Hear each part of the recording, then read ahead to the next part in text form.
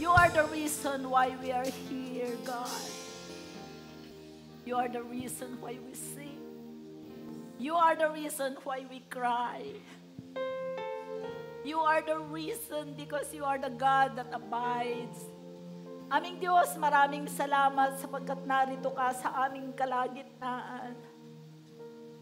Maraming salamat na sa panimula ng aming pagsamba, narito ka na to minister to your people.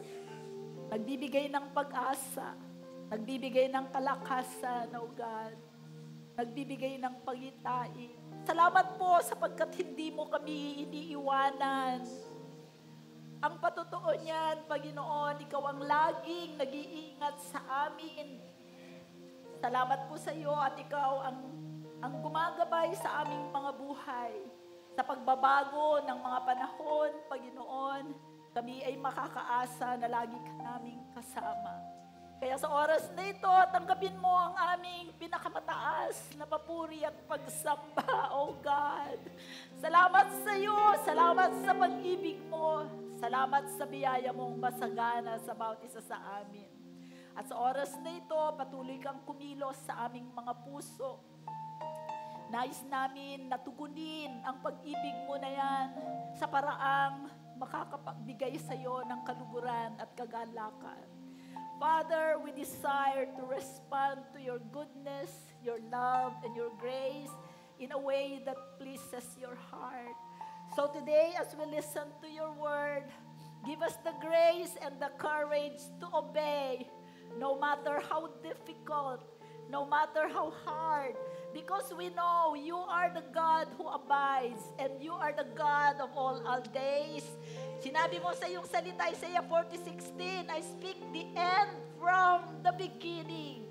And we trust you and we know that wherever you lead us, it will be the best place for us, O God. Maraming salamat, Panginoong Diyos. Samahan mo nga ang lingkod mo. Dalangin ko na bungkalin mo at antigin mo ang bawat puso. Na ang mga salitang ito na, Panginoon, nilagay mo sa aking puso ay hindi mahulog sa lupa, kundi mahulog sa mga pusong payag at handa na tumalimas sa iyo. Maraming salamat sa malayang pagkilos mo. Lakipan mo ng himala ang iyong mga salita sa umagang ito.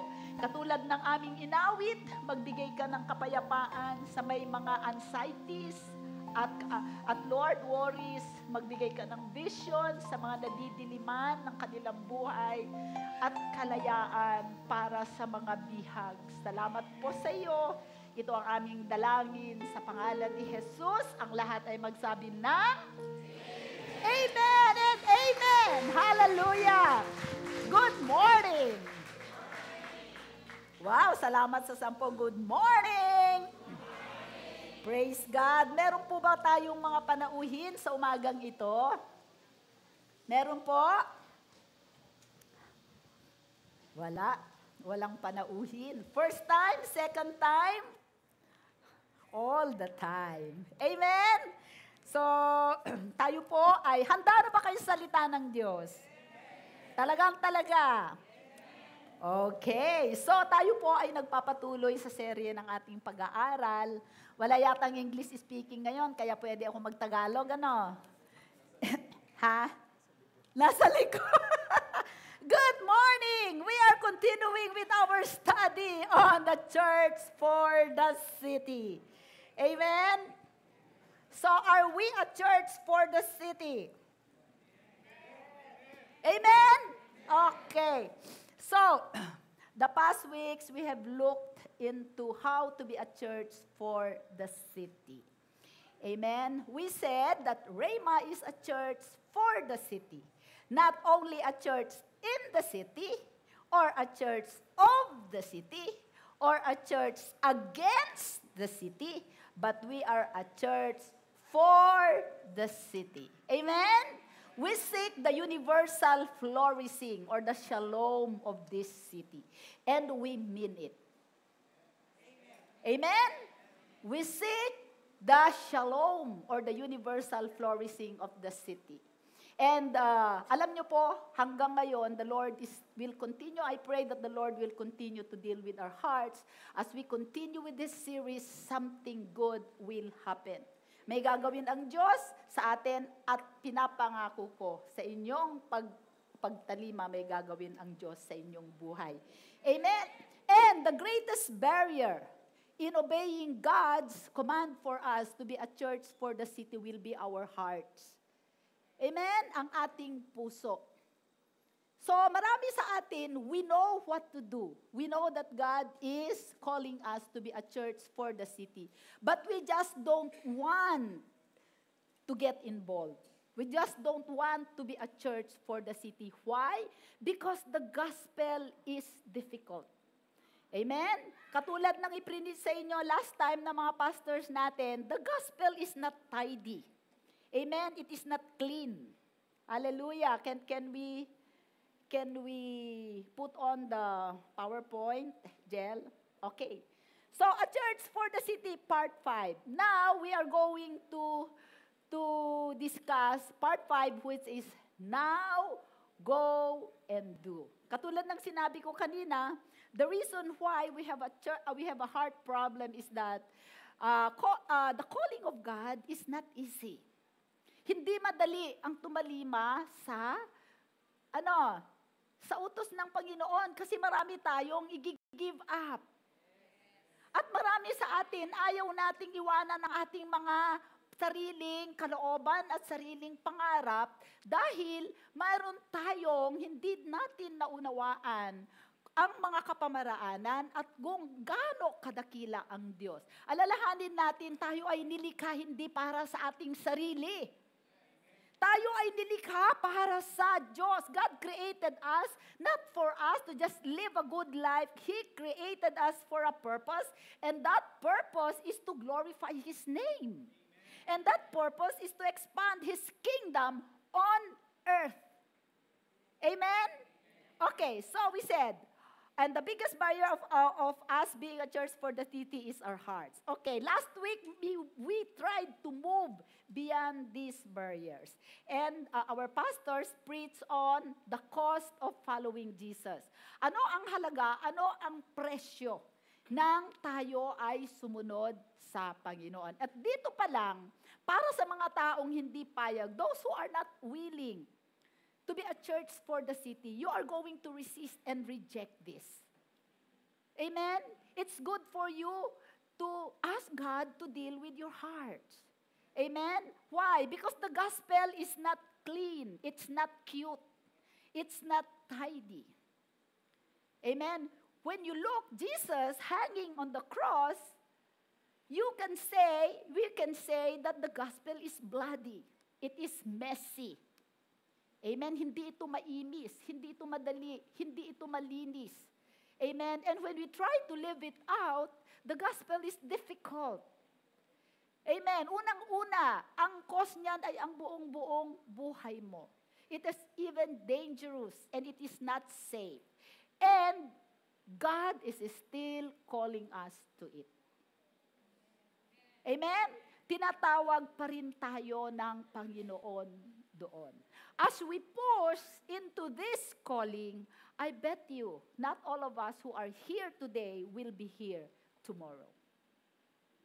Because most of the people who would not want to get messy and bloody in the process, you will look for a church who can accommodate you. Who will be content with you being just sitting there in the pews.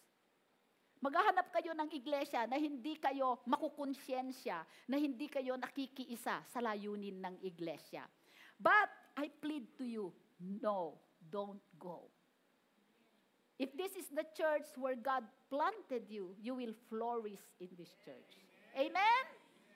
Kung aalis kayo, because it's not comfortable for you, I tell you, you will run dry. Matutuyot kayo. Amen? Okay. So, sabi natin, God is still calling us to it. Malalaman ninyo sa mga kapatiran natin, lalo na if you talk to our area coordinators, na hindi madali.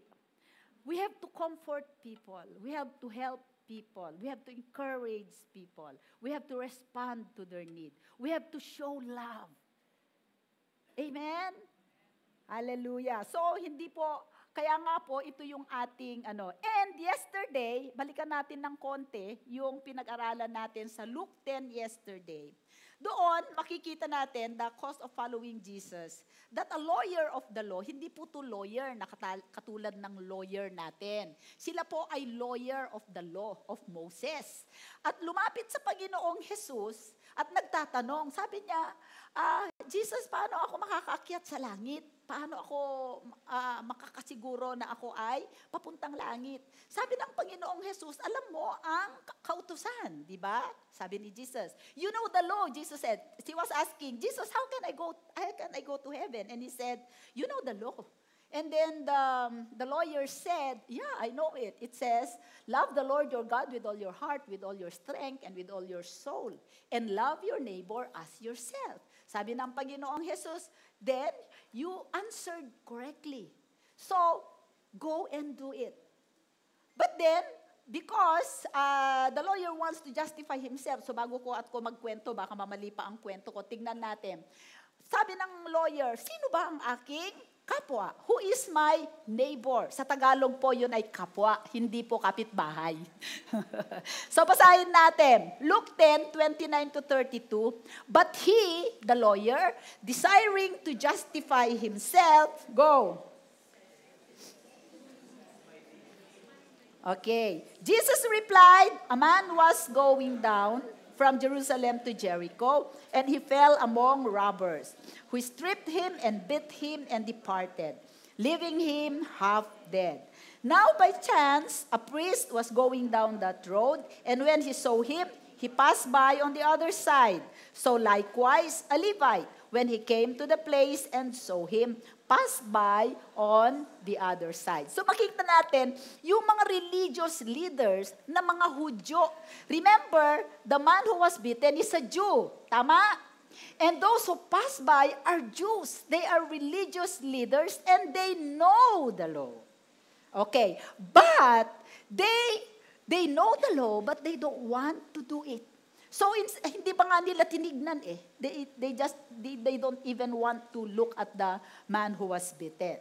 So, and then, sabi niya, but a Samaritan, as he journeyed, came to where he was. And when he saw him, he had compassion. Meron siyang habag. He went to him and bound up his wounds, pouring on oil and wine. Then he set him on his own animal and brought him to an inn and took care of him. And the next day he took out 2 denarii and gave them to the innkeeper, saying, take care of him, and whatever more you spend, I will repay you when I come back. Which of this, sabi niya, which of this, asa na yon? Which of these 3 do you think proved to be a neighbor to the man who fell among the robbers? The lawyer said, the one who showed him mercy. And Jesus said to him, you go and do likewise. Alam nyo mga kapatid, ang problema sa ating puso, the problem with our hearts is that we know a lot of things about who God is, that He is a loving God, that He is merciful, that He is compassionate. But the thing is, we don't want to obey Him to do as He did. Yun ang problema natin. We know a lot, but we don't want to do what God is asking us to do. Yun ang problema sa ating mga puso. And the reason is not because we don't want. The reason is we are afraid. Why? Because we don't have faith that God will be with us. Amen? So, ang tinitignan ng Panginoon is, if you know your neighbor, at ang irony nito, the Samaritan is an enemy of the Jews. Itong Samaritano na dumaan, kalaban niya yun eh. And yet, because he want to prove, because he loved, he had compassion. Ang ibig sabihin ng compassion is love in action. Kinakanta natin kanina, mahal na mahal kita, Panginoon. Ano ang ginagawa mo to prove your love? Sabi sa Bible, sabi ni Jesus, if you love me, obey my commandment. So ang kailangan natin dito is proving that we love Jesus by loving people. Walang isa lang nag-amen. Hallelujah. Okay, so doon po tayo magte-take off. Kaya ang title ng message natin ngayong umaga is Now, Go and Do. Meaning to say, now you know the commandment of God. Go, humayo ka, at gawin mo. Sino dito ang willing na hahayo at gawin? Taas ang kamay. Ay, yung iba. Yung iba, ayaw. Taas ulit ang kamay. Taas. Panginoon, dalangin ko ang mga nagtaas ng kamay. Na Lord, pagpalain mo sila ng katapangan. Pagpalain mo sila ng pag-ibig na nagmumula sa iyo. At pagpalain mo sila ng labis-labis na kayamanan. Upang ang iyong kalooban ay maganap sa kanilang buhay. Father, you have seen their hands. And those hands, you will bless with the ability and the skill to change the situation of their lives and of this city for the glory of your name. In Jesus' name, amen. Kung hindi kayo nagtaas ng kamay, you miss the chance to be blessed. So, it deals with our heart. What is your heart? Amen? Do you have a believing heart? Do you have an obedient heart? Do you have a heart that's faithful? Na nasabi ng Panginoon, you go and I will be with you up to the end of the age. Mga kapatid, ginawa ko yun. 20 years ago. Hindi lang 20 years, 1991, 1998 na ngayon. So, how many years ago? 27 years ago. 27 years ago, I obeyed. Amen? And my life was never the same again. And I don't want to go back where I came from. It was the grace of God that led me to obey. That time, I don't have anything. I was sick, I was broken, I was bankrupt. But I only had one desire, to please my Savior. And look where He brought me.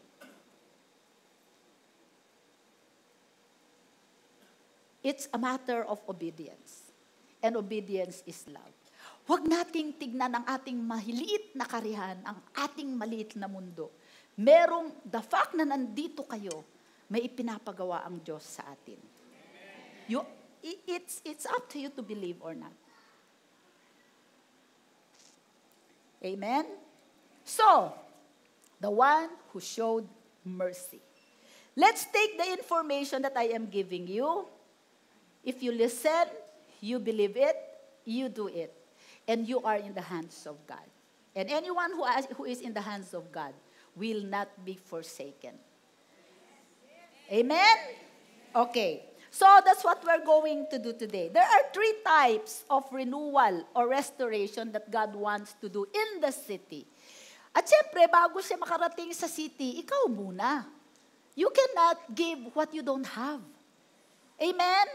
Okay, so number 1 is God wants us to be restored. The city, God wants to be restored spiritually. God will often take an individual. Ikaw yun. Sabihin mo, ako yun. Or a group of people. Rema yun. Sabihin mo, Rema yun. Amen? And call them into a city. Marikina yon. Ilagan Isabela. Amen? Kung saan tayo dadalhin ng Panginoon. To use them as a voice. Sabi mo, voice. Boses. To call people back to spiritual renewal. Amen? Calling them back to the... What is the voice for? We are going to call them back to the Word of God. Back to prayer. Back to worship. Back to repentance. Back to good works. Amen, yun ang panawagan ng Panginoon. Okay, sinasabi ko ito because at the end of this preaching, I want you to know where you have been called primarily. Where you call, this is my calling. I know this is my calling. Primary calling. Primary. Pero tinawag din ako sa iba. Amen? Okay, number 2. Ay, mali, nagkaroon. So, restored spiritually, restored socially, restored culturally. So, natapos tayo sa restored spiritually. Then, number 1 restoration that God wants to effect in our city is restoration, social restoration. Sabi mo, restored socially. Yan. This is where the people of God, sino yung people of God? Tayo. God play a role in rebuilding the broken parts of the city. Before you can contribute to rebuilding the broken parts of the city, God has to repair you first. He has to heal your brokenness and build you up. All through the scriptures, the people of God use their talents. Anong talento mo? Magluto, magmekaniko, amen? Mag-restaurant, magturo, whatever. Your influence and your money. Sabi mo, Pastora, wala ako niyan. Pues, kung willing ka, bibigyan ka ni Lord. Amen? To protect the innocent and ensure justice for the oppressed and the poor. Amen. So that is social. Ang panglipunan na pagbabago, panlipunan na restoration. And this has a broad coverage. Tignan muna natin. And then number 3 is cultural restoration or restored culturally. Most of us fit in this category. Lahat tayo halos. Pwede ito ang ating maging panawagan. Principal calling. This is when people just like you and me view their jobs, whether in the marketplace, government, arts, or educational system, as a place to wield. Ibig sabihin, upang isagawa, ganapin, okay, ang kanilang influence to change the culture of the company for the glory of God and not just as a cash cow to produce money for their own desires and pleasures. What I'm telling is, God did not place you in your company or in your work for just to earn a living. God's purpose is more than that. He wants to work with you behind the scenes so that you can use your talent, your gifting, your leadership skill, whatever it is, to influence the culture of your company. Even the government, ang gobyerno, ang eskwelahan, kailangan nila ang influence ng mga Kristiyano. Agree? Okay. Number 3, restored culturally. Ito yung, okay, tatlo na yon. Restored spiritually, restored socially, and restored culturally. Ngayon, bibigyan ko kayo ng mga istorya, okay, about these 3 types of restoration. And then you find out which is your principal calling. Lahat tayo tinawag sa tatlo. Okay? None of us in this room are exempt from doing all 3. Sabi mo, lahat tayo gagawin natin yon. Okay. But God will call each of us to a primary role in those callings. Amen? So, ako, bilang pastor, tinawag ako sa spiritual renewal, but I think that is my primary calling. Tinawag din ako sa social renewal at tinawag din ako sa cultural renewal. Pero ngayon, sa ating pagpapatuloy, tignan natin muna. Restored spiritually, tignan natin ang case ni Ezra. Sabi mo, Ezra. Ezra is a scribe. Ezra 7:10, for Ezra had set his heart to study the law of the Lord and to do it and to teach his statutes and rules in Israel. There was a time na ang Israel ay dahil sa kanilang kasalanan, because they have forsaken God, nagkasala sila ng idolatry, they have forsaken the Sabbath, they did everything that is an abomination to the eyes of God. And the Lord took Babylon and the Assyrians and Babylon to destroy His chosen people.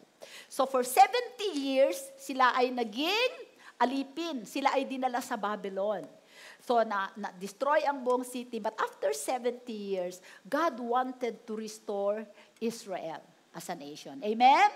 So, He took Ezra to be the voice to call people back to the Word of God, to call people back to prayer, to call people back to worship, and to call people back to repentance.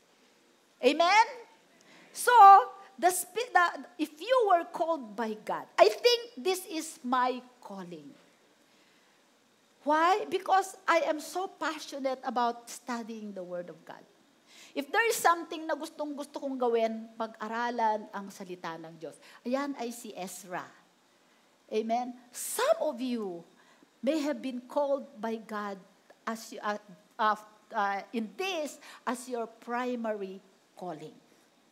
Dahil sa panahon natin ngayon, mga kapatid, sobrang, alam nyo ba ang tawag sa atin ng mga, we are in the post-Christian era. Lahat halos, ang daming mga tao, parang nag-e-exodus ang mga tao outside Christianity. Why? Because of what the world is offering. Amen? So, mahalaga po dito, kung malaman mo ang special calling mo, kakausapin ka ng Panginoon. Amen? Hindi ka masyadong bata para gawin yon. Hindi ka rin masyadong matanda na para gawin yon. Amen? Hindi issue ng edad mo o ng kalagayan mo, kung professional ka or hindi ka professional. Look at Moses. Ilang taon si Moses nung tinawag siya ng Panginoon? 40 years siya sa Egyptian palace, another 40 years in the wilderness. He was 80 years old when God called him to be a spiritual voice for Israel. Amen?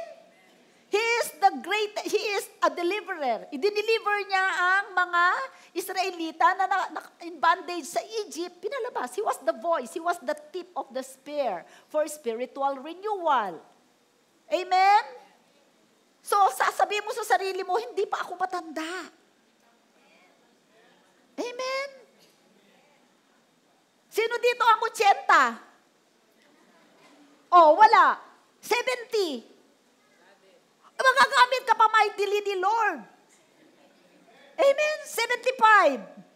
Hallelujah. Alam niyo, pinagpa-pray ko na yung mga area coordinators. Eventually, ito ang mga primary calling ninyo. Hallelujah.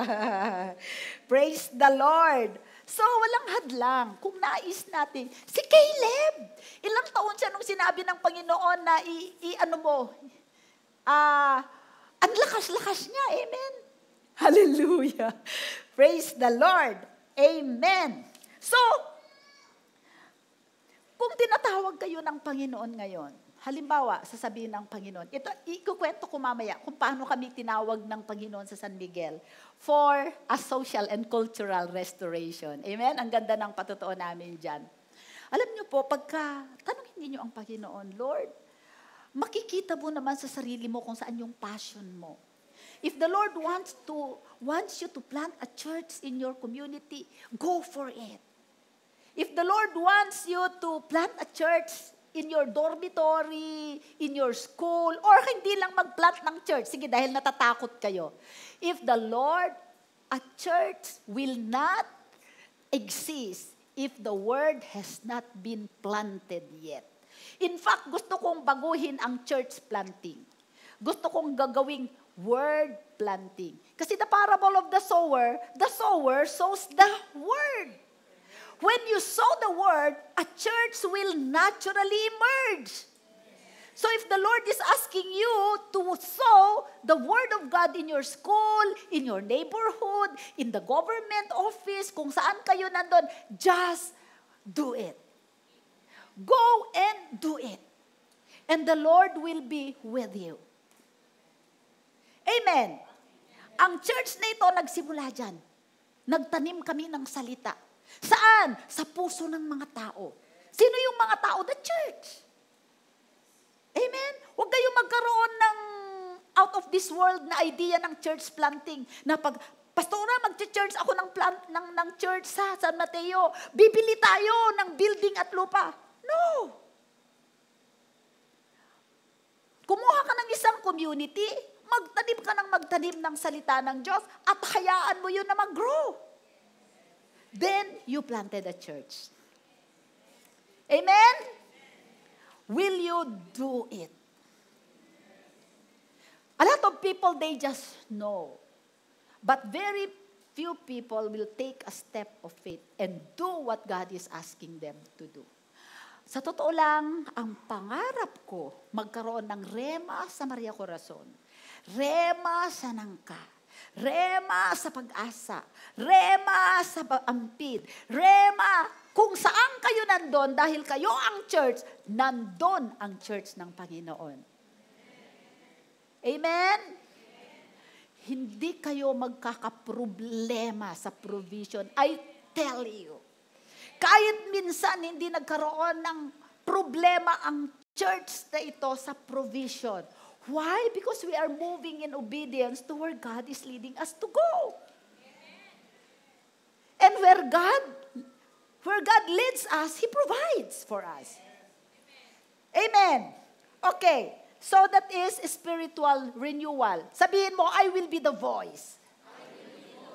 To call people back to the Word of God, to prayer, to worship, to repentance, and to good works. Good works. Amen? Sinabi nyo, narinig kayo ni Lord. Okay. Restored socially. This is social restoration. Ang example natin dito is si Nehemiah. Nehemiah was commanded by God and said, sa Nehemiah 2:5, and I said to the king, if it pleases the king, and if your servant has found favor in your sight, that you send me to Judah, to the city of my father's graves, that I may rebuild it. Remember, Nehemiah said, I will rebuild the walls. No, I will rebuild Judah. But the first step is to rebuild the walls. Amen? So that he can rebuild Judah, he has to rebuild the walls. Okay? Tingnan ninyo kung ito ang calling nyo. I like this calling. But this is not my primary calling. Amen?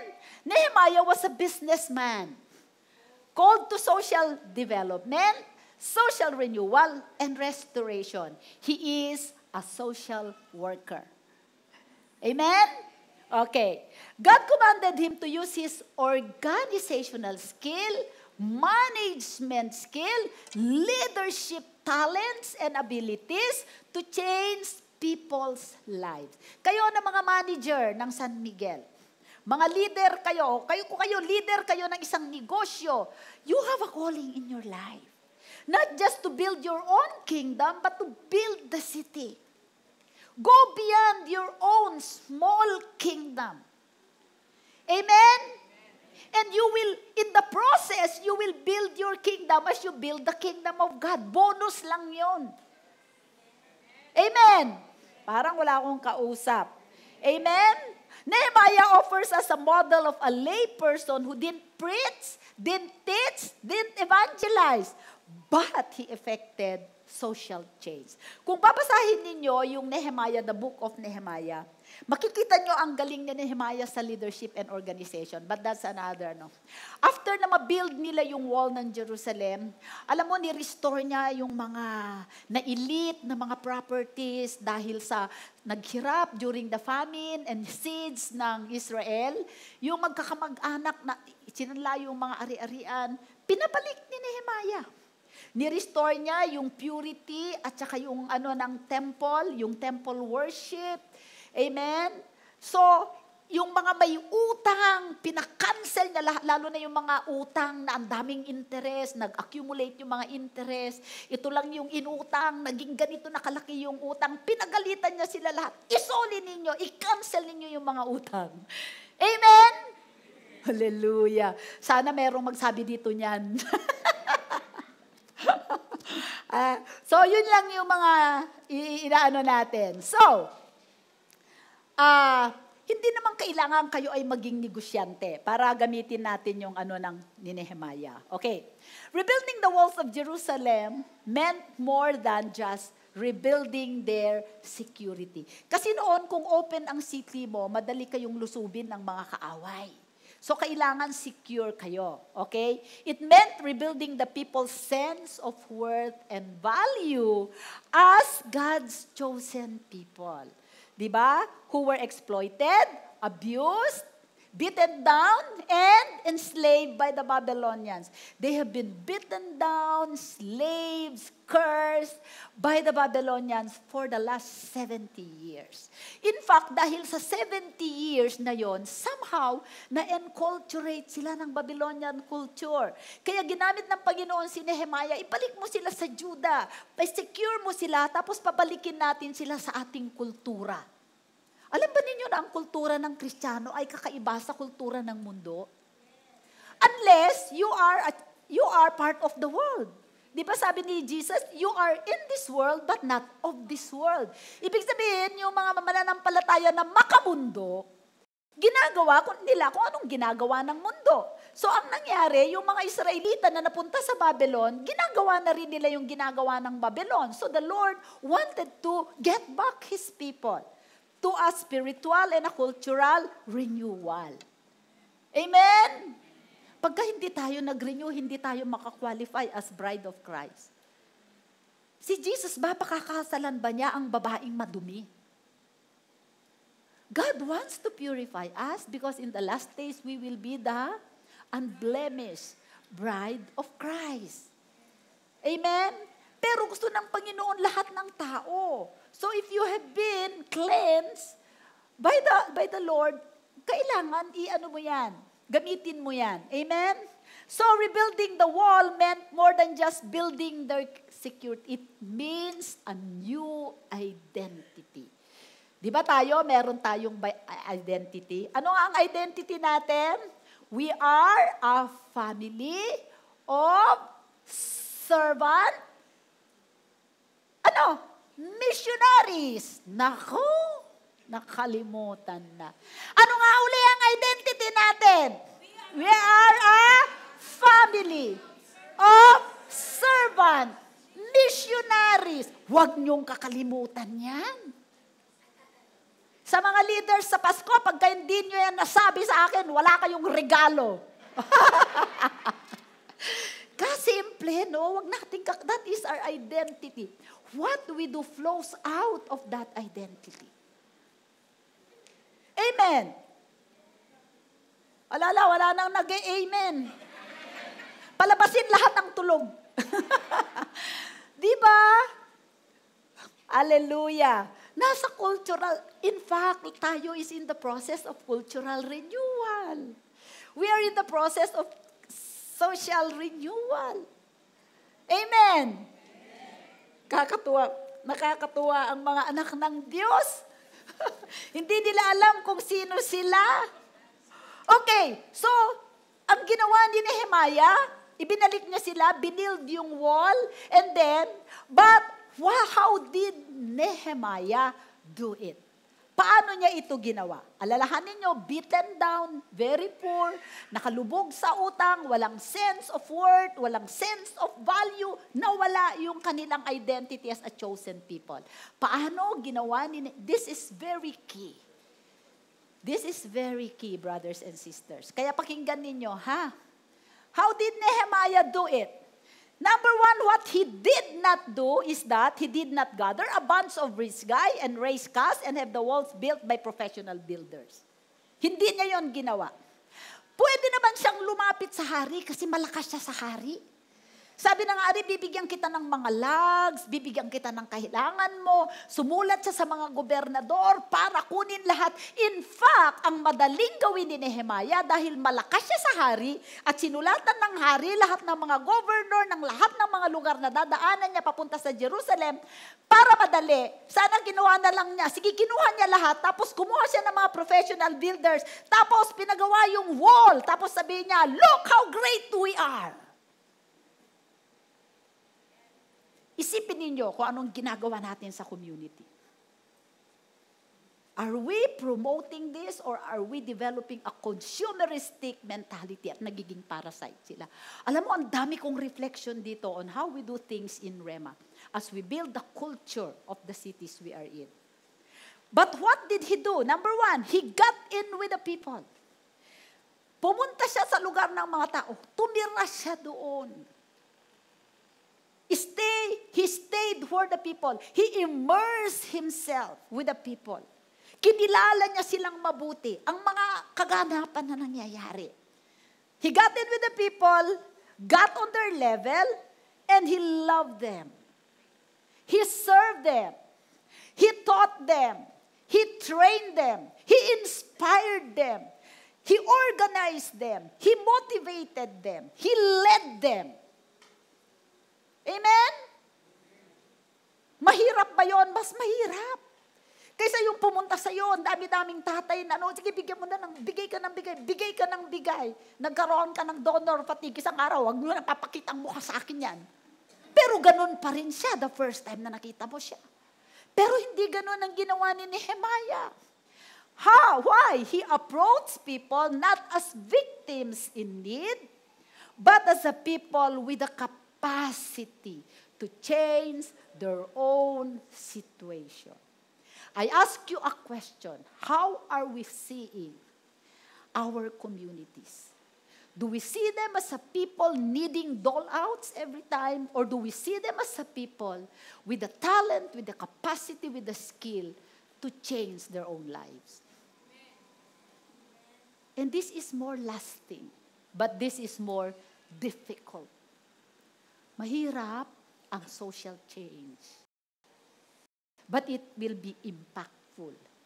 In fact, ngayon, pinag-aaralan ko kung natin, next year when we plan together the leaders, let's set a system on how we do our benevolent work. Kasi ang ayokong mangyari ay ipaperpetuate natin yung consumeristic mentality at magiging parasite ang mga tao. Amen? And this will be difficult, I tell you. We need a lot of wisdom from the Lord as we do this. Okay, to illustrate, I just want to give you a story. Kinuha ko ito, research ninyo ito, dinownload ko yung libro, pero nung i-download ko Blanca Help Me, hindi ko makita sa aking Kindle. Okay. Ang title is Theirs is the Kingdom by Robert Lupton. In fact, nagustuhan ko lahat yung mga libro niya. Theirs is the Kingdom, Toxic Charity, and the rest. Gusto kong pag-aralan yun mabuti. Kaya I don't have time to ano pa ngayon. Okay, basahin natin to ng sabay-sabay. Christmas again. Di ba? Pasko na naman. Christmas again. Curse with an exclamation point.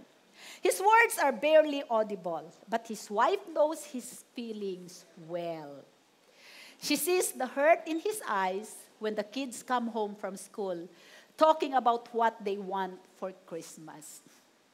It is the same expression she sees on the faces of other unemployed fathers around the neighborhood.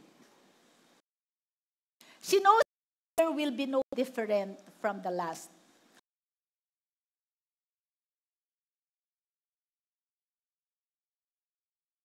To put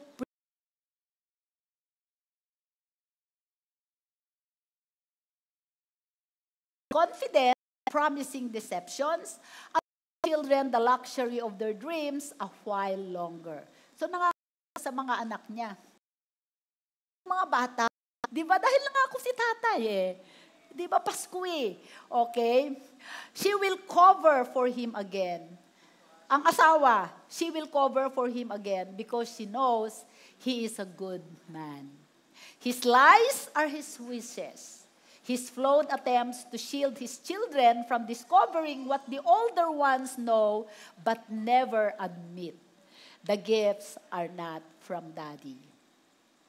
Diba? Naiyak kaya ako nung binabasa ko ito. Now, here comes the church riding on a white horse. They will save the day. They will give gifts. Okay? But he will not go with her to stand the free toy lines with all the others. He cannot bring himself to do it. It is too stark a reminder of his own impotence.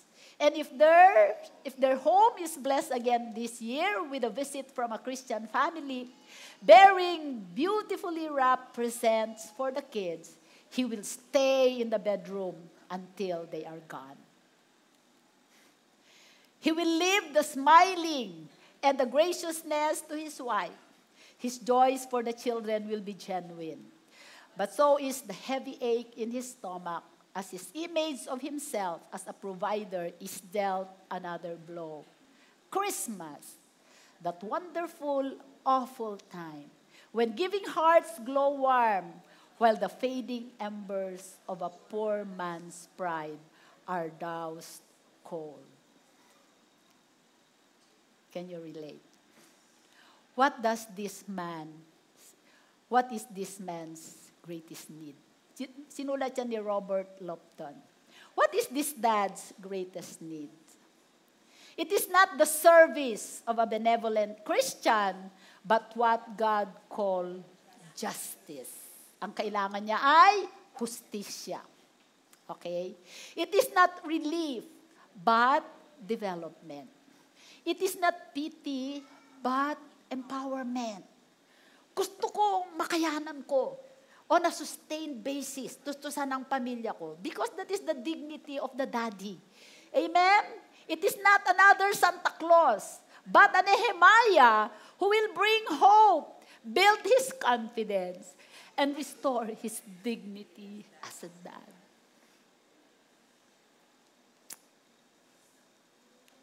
Amen? Ang daming nangangailangan. Maybe this is one of the reasons why the daddies do not come to church. Ano sa palagay nyo? Amen? We need Nehemiahs to what? To go and create jobs and businesses. Create jobs and businesses in the neighborhoods that need them. Kaya nga kung may kapital kayo, magnegosyo tayo, hindi para kumita ka lang, kundi mag-provide ka ng employment. Alam niyo po, sa mga TGP ko, actually hindi naman lahat yan kumikita. Merong 3 taon na hindi kumikita. Every time na plano kong isasara at iiyakan ako ng mga empleyado ko, hindi ko isinasara. 3 taon na nila, matatapos na ang franchise agreement ko ng 9 years, hindi pa kumita yon, pero nandun pa rin yung mga empleyado ko, trusting they have a job. Ang negosyo ay parang hindi lang sa sarili. Para tayo ay makatulong. Amen? The Lord, these people, these daddies, they need a Nehemiah to be part of the local government and advocate for and fight for justice in their lives. So kung tinatawag kayo ng Panginoon sa gobyerno, sumama kayo, iboboto namin kayo. Merong taga-Marval si Pastor Jess Liantada. Sabi ko, Pastor, tulungan niyo kami. Oh, iboboto ka namin, Pastor, kasi ikaw na ang kandidatong Kristiyano. Kailangan ka namin sa Marikina. Amen? And at the same time, we have to do advocacy with our leaders, that we influence them with our culture. Kaya nga, nung Marval, dinidikitan ko ng husto si Estela Kimbu kasi siya ang kakandidato. Gusto ko ngayon palang makilala na niya ako. Amen? Kasi may pinapagawa si Lord sa atin sa Marikina.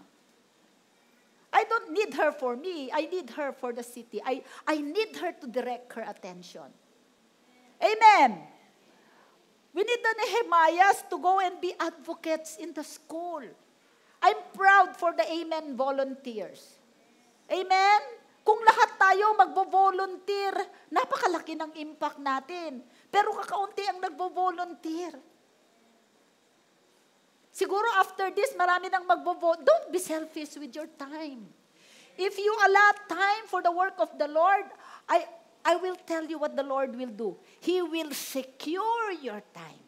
Iingatan ni Lord ang oras mo at gagawin ni Lord na maging productive ang oras nyo. Paano? Bibigyan kanya ng wisdom na hindi mababayaran. Amen? Okay. What do we need to do? We need Nehemiahs to go in and start high-quality healthcare clinics with top-notch healthcare for a reasonable price in this neighborhood. Ang daming naloloko sa mga drugs. Kaya nga favorite ko si Doktora Para eh. Si Isabela, magkakaroon kami ng herbal garden. At ang plano ko sa mga women doon, dahil may lupa kami doon, ang plano ko, ano na yon? Pagka natapos yon, meron kaming organic garden at meron kaming herbal garden. Sabi ko sa mga women, kung mag-prosper ito, gagawa tayo ng homemade concoction. Kami ang magmamanufacture ng mga gamot sa diabetes, sa high blood, sa ubo, sa sipon, sa ganon. Amen? Kayo ang taga-distribute, kami ang taga-tanim, at kami ang taga-gawa sa Isabela. Go! At yung may mga expertise dito, pumunta doon para gawin natin yon. Amen? We can help ourselves. Kung tayo ay may vision. Amen? Ano pa ang mga pwede nating gawin? Ang dami nating pwedeng gawin para magkaroon ng social change sa ating community. Hindi lang ito, examples lang ito. I just want to whet your appetite. Antigin ko yung mga puso ninyo para sa ito. Alam mo, for a long time, sabi ko, Lord, ba't di namin madala ang mga tatay dito? Kasi yun ang problema. Let us build their confidence and their self-worth as tatay. What is the dad's greatest need? Advocacy. Ano ang advocacy? Pagtataguyod, pagtatanggol, pag-push, pag-ano sa kanilang pangangailangan. What they need is justice. Amen? Nasaan ang hustisya? At kailangan nila ay self-development. Para sila ay maging self-reliant. In fact, pagkatapos ko nabasahin ito, alam nyo, may naisip ako sa Christmas. Diba? Instead na magbibigay tayo ng mga libre, I don't know, I'm just thinking aloud. Ipag-pray ninyo. Kasi nag-i-steer ito sa heart ko. Maybe, yung mga hindi ninyo kailangan ng mga laruan, na sobra-sobra na ang laruan ng mga anak nyo, magaganda pa naman, dalhin ninyo sa church. Tapos, mag-o-open tayo ng Christmas Bazaar. Yan. Mag-open tayo ng mga Christmas Bazaar. Lahat ng pwede nating ibenta. Kung gusto nyo, bumili kayo ng bago. Ibenta natin ng murang-mura. Murang-mura, hindi natin sila bibigyan ng libre. Tapos, tawagin natin ito na Christmas Bazaar, dignity for dads or pride for parents. Na ito, hindi ito dole out. Binili ko to, pero murang-mura. What do you think? Di ba ang ganda, no? Christmas Bazaar, walang dole out, bibili sila. Kung magandang laruan, pepresyohan natin ng medyo kung hindi maganda, siguro 5 piso, ganun. Tapos, ang proceeds noon ay gagamitin natin sa ating sa susunod benevolent fund. Amen? Just thinking aloud. Pag-isipan natin. Pwede, di ba?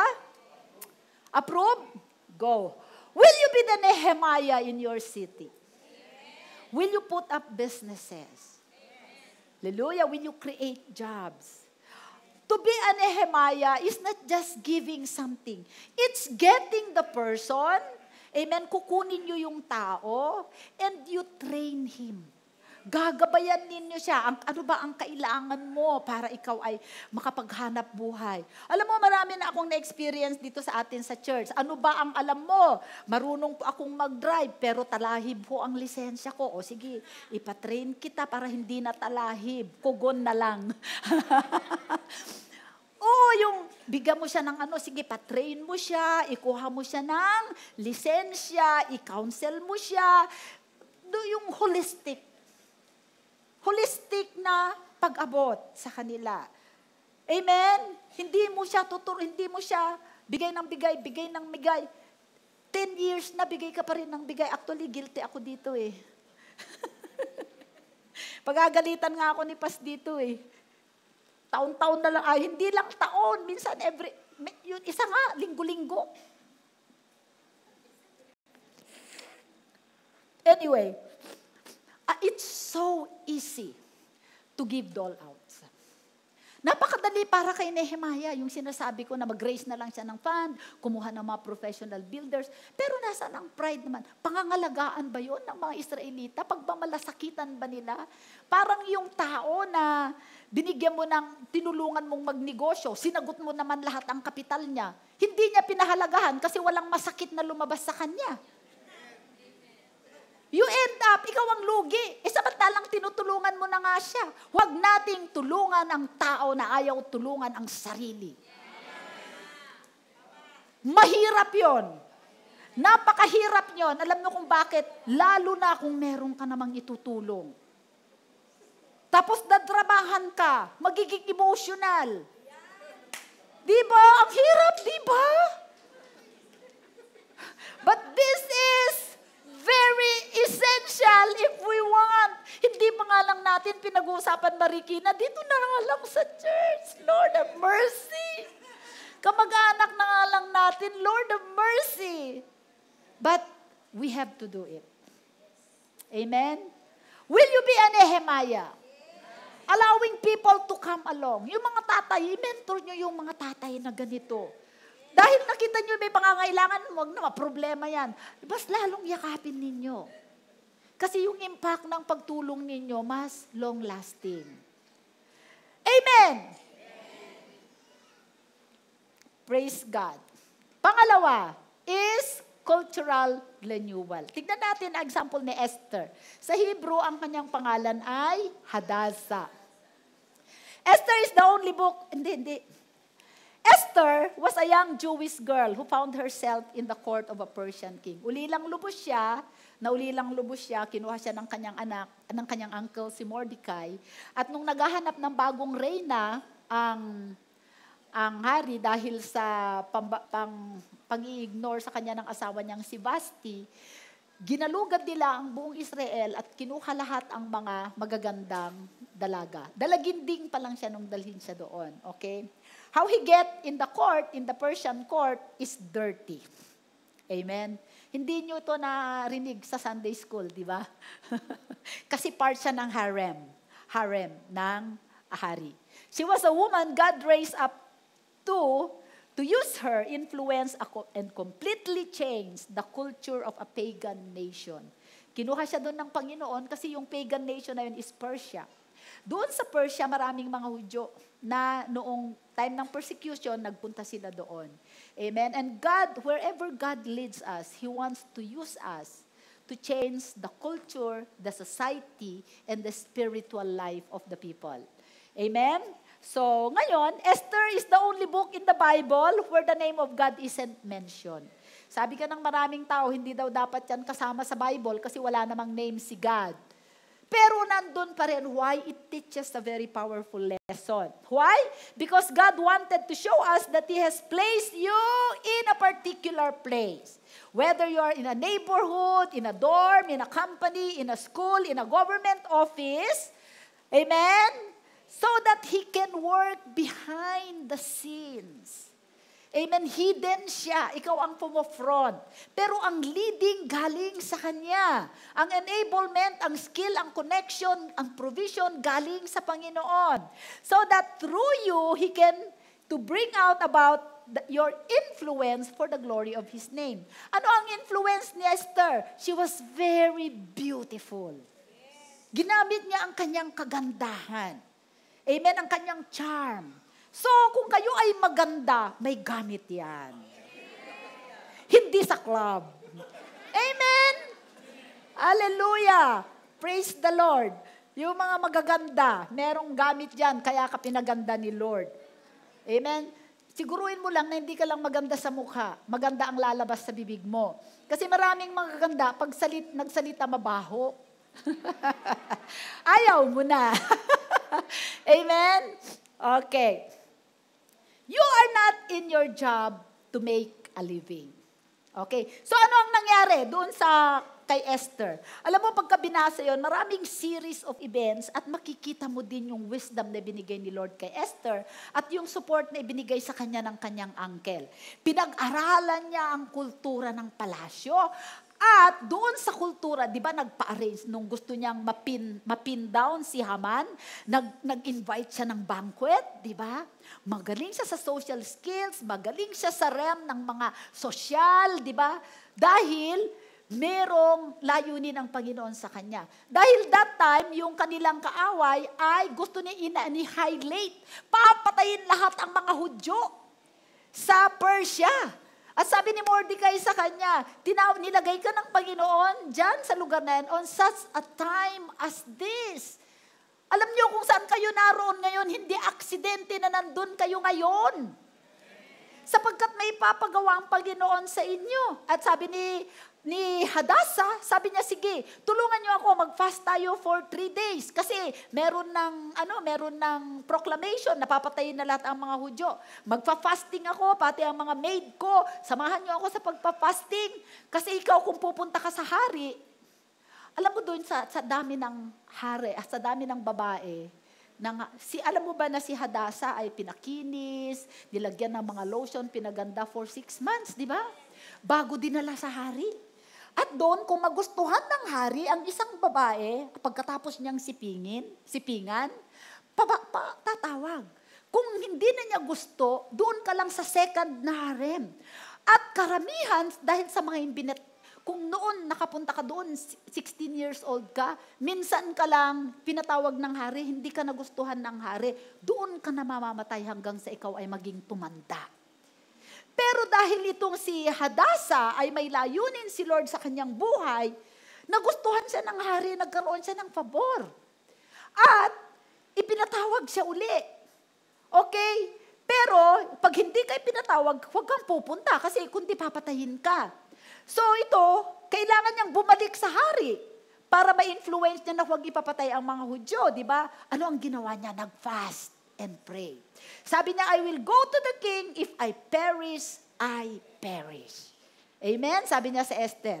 Kaya noon, pagkatapos ng prayer and fasting, pumunta siya, at nung makita siya ng hari sa malayo, tinaas ng hari ang kanyang scepter.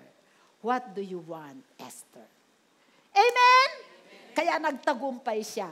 Kaya alam niyo mga kapatid, yung trabaho natin, hindi aksidente yon. May gustong ipagawa ang Panginoon sa atin kung ikaw ay nakatune in sa Kanya. Amen. Okay, tingnan natin. Ano ang next? So, you are not in your job to make a living.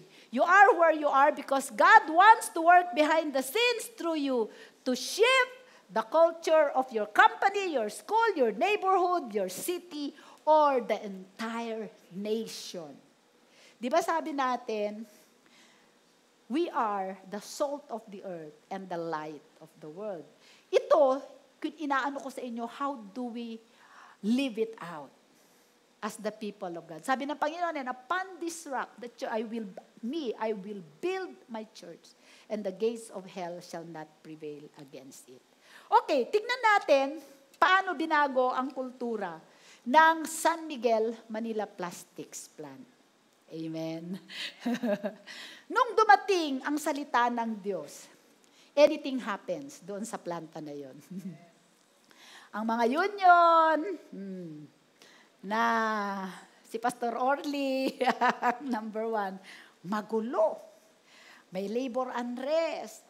Alam mo ba kung murahin ng mga tao ang kanilang mga managers? Ang mga managers, inuutangan ng mga tao. Alam mo ba na, anong death threat ko doon, Orly? Sino nga yung nagde-death threat sa akin noon? Si Maranan, ano? Alam nyo ba na may death threat ako doon? At pagka pumapasok ako doon sabi ng huwag ka na lang mang pumasok. Kasi, bakit nga ba din-death threat ako noon? Ha? Tinanggal ko! Alam mo ba natakot sa kanya ang mga bossing? Kasi ang bahay niya doon lang sa entrance ng planta at may baril. Tinanggal ko kasi hindi nagre-report. Amen? At yung mga nakawan doon, yung mga tao doon sa mold plant, nagagawa sila ng mga kutsilyo, hindi naman nagtatrabaho, kung ano-ano. Basta lahat ng violation nandoon. Okay? Magulo ang planta, yun ang baluarte ng KMU. Sa napakaliit na planta, ang tawag doon ay Manila Plastics Plant. At si Orly ang Vice President for Education. Buti nga, nahook ka ni Lord. Amen. Nung dumating ako doon, may sakit ako. Praise God, nung nandun ako, nakakilala ko sa Panginoon. Amen. At nung nakilala ko sa Panginoon, dahil miraculous yung aking pagkabali, nagsimula akong mag-share ng word. Ang una kong sineran ay yung HR group. Sina Alet Carls. Yung aking team muna. Meron akong si Alet Carls at saka yung mga team ko. Alam nyo ba, na gumagawa ang Panginoon ng mga himala. Ako ang unang-unang namamangha. Pinag-pray ko ang plant manager ko, instant healing. Pinag-pray ko si Alet sa kanyang bato. That time, wala pa akong confidence. Hiyang-hiya pa akong mag-pray. Si Mr. Iway nga, pinag-pray ko. Halos hindi niya marinig yung prayer ko. Pinagtatawanan niya ako habang nagpe-pray ako. Pero gumagawa ng Panginoon ang himala. Then, nagkaroon ako ng confidence. Ang unang-unang ginawa ko, inintroduce ko ang biblical principle sa core group. Yung mga tao na may influensya. Dahil member ako ng core group, pagkakailangan nila seminar, ang ibinibigay ko yung kay John Maxwell na mga material. Tapos sineminar natin sila Mabel ng purpose-driven life. Kasi yung aking boss ay sa Couples for Christ. So nakuha namin ang buong management team. Hanggang sa ma-penetrate namin lahat ng mga department. Kaya nandito si Brother Steve, siya ang head ng engineering department. Sila Pastor Ray, sila ang original singers. Sa planta, ako ang keyboardist.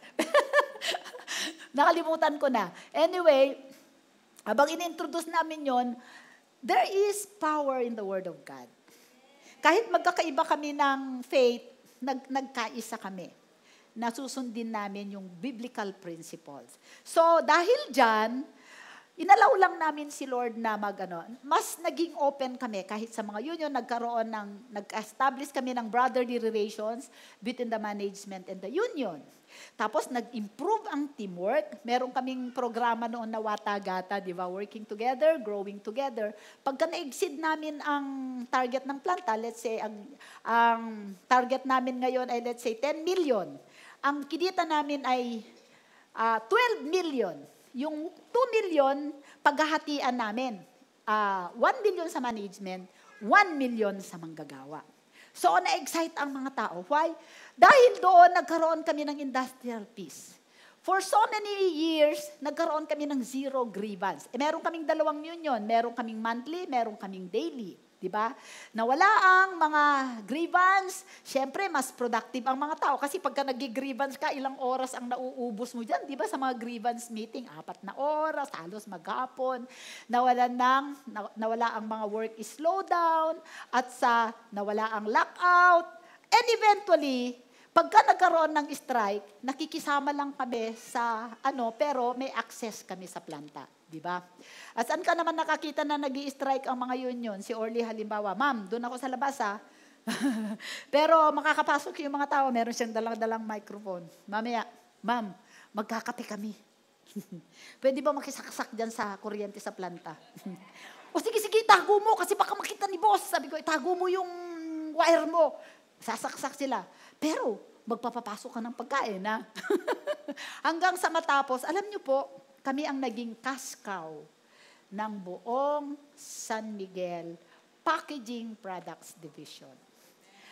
Kung ang Parola Glass Plant ay may 22,000 na workforce at ang Manila Plastics ay may 200 na workforce, ang ibinibigay nilang contribution per capita, napakaliit compared sa ibinibigay namin. Nagbibigay kami ng mga 820 million annually sa isang maliit na planta nun. Bakit? Nabago ang kultura. Sino ang nagbago ng kultura? Ang Panginoon dahil sa kanyang salita. Amen? Security, kahit saan kang parte ng planta, merong Bible study. At pagka nasisira ang aming mga makina na malalaking German-made machine na pang-mold ng mga planta, kami, at saka yung boss namin, Jericho walk kami doon. Pinagtatawanan kami ng mga tao doon. Pero eventually, nakita nila yung power. At ipinakita ng Panginoon na kung dalhin natin ang salita niya, gaganda, magbabago at magbabago ang kultura. Ngayon, wala nang daily paid ang Manila Plastics. Si Pastor Mabel ngayon ang HR manager doon. Yung iniwanan ko sila ang nagpatuloy. Amen? At si Pastor Orly, dahil gusto ng Panginoon na mabago rin ang kultura ng Manila Glassland, dinala doon si Pastor Orly as HR manager. Imagine mo to, union leader, naging HR manager ng malaking planta. Himala ni Lord, di ba? Si Pastor Mabel, nung kinuha ko, galing yan sa, Alfie? Ramcar. Siya na ngayon ang HR manager. Bakit tayo nandyan? Bakit kahit ano ang gawin ng mga union, di tayo maalis dyan? Because God is working behind the scene. Alam nyo, kaya ako, grabe ang panampalataya ko. Kung ikaw ay nasa government office, itanim mo ang salita ng Diyos. Be the tip of the spear for spiritual renewal. You will not regret it. The word of God works. Kaya wag nating tignan ang hanap buhay natin na means lang ng ating hanap na. Cash cow lang natin para gamitin lang natin sa ating sarili. Kung bata, lalo na yung mga kabataan natin, turuan natin sila ng ganito para madirect ang kanilang buhay. So, for you, Esthers, you may be a businessman, merong an employee, a government official or worker, a school teacher, an artist, a musician, a stay-home mom. Don't just go to work and be mediocre. Alam mo ang key kung bakit kami pinakinggan ng aming upper management? Alam nyo ang key? Good performers kami. Amen. Mag-excellent. Alam nyo ba na every year, ang boss ko, si Mr. Silaw, halimbawa, sasabihin ng head office, ngayon, ang increase natin ay 15% lang. Itong si Mr. Silaw, gusto niya akong bigyan ng 20% sapagkat ako ang kanyang inday. Alam niyo kung bakit? Mula daw nung dumating ako sa planta na yun, naging swerte na siya. Bisaya yun eh. Naging officer siya, nabigyan siya ng sasakyan. Kaya, siyempre, ako ang swerte niya, bibigyan niya ako ng 20% na increase. Siyempre, ayaw ng head office dahil kakaiba lang ako. Nakikipag-away siya. Sabi ko, sir. Sabi ko, makipag-away. Kaunting bagay yan. Amen? So, pagka kayo ay namamasukan, nagwo-work kayo sa isang business, be the best employee. Yun ang marka ninyo, be honest. Be on time. Be loyal. Show good results. Otherwise, wala kayong influence. Kasi kung mag-share kayo doon ng gospel, kayo yung unang basagulero doon. May maniniwala ba sa inyo? Wala. If you are a student, be the best student. Kung ikaw ay nanay, be the best nanay. Para makita nila ang patutuon ninyo. Amen? So, don't be mediocre. Sa atin, ang ating motto, hindi pwede ang pwede na. Amen? Kung may gagawin tayo, the best. Di ba sa church na ito, you get the best preaching? Wow! Hallelujah! Praise God! Your excellent performance will give you authority and influence to change the culture of your company, school, neighborhood, and city. Alam nyo, nakakahiyang hindi tayo maging excellent. Why? Because we serve an excellent God. Amen? Excellent ang ating Diyos. So, some of you are Esdras. Sino dito ang tinawag ng Panginoon na mag-preach? Alam mo, yung fivefold ministry, yun ang primary. Tingnan ninyo, lahat tayo will be involved in social restoration, cultural restoration, spiritual restoration. But, nung mapakinggan ninyo lahat ang sinabi ko, alin doon ang primary call nyo? Is it an Ezra? Spiritual renewal? Or are you a Nehemiah? Gusto ko mag-raise up ng maraming Nehemiah dito. Or are you an Ezra? Marami sa atin nasa Esther. Marami sa atin nasa Esther. Amen? Naku, wala nang sumasagot. Mag-alas 11 na kasi. Okay? Kaya pagka kinausap ko yun ng Panginoon, Lord, ano ba ang primary calling ko doon? Ako ba si Ezra? Oo, ikaw si Ezra. Doon sa trabaho mo, magsimula ka ng Bible study. Just do it. Amen? Hindi yung pagdating mo sa work secret agent ka pala. Amen. Sa school mo, sa dormitory mo. Amen. Sa basketball team mo, sa soccer team mo. Okay? So when God speaks to you, real simply, He says to you, just go and do it. Prove you are a neighbor. Amen. Amen. May natutunan ba kayo?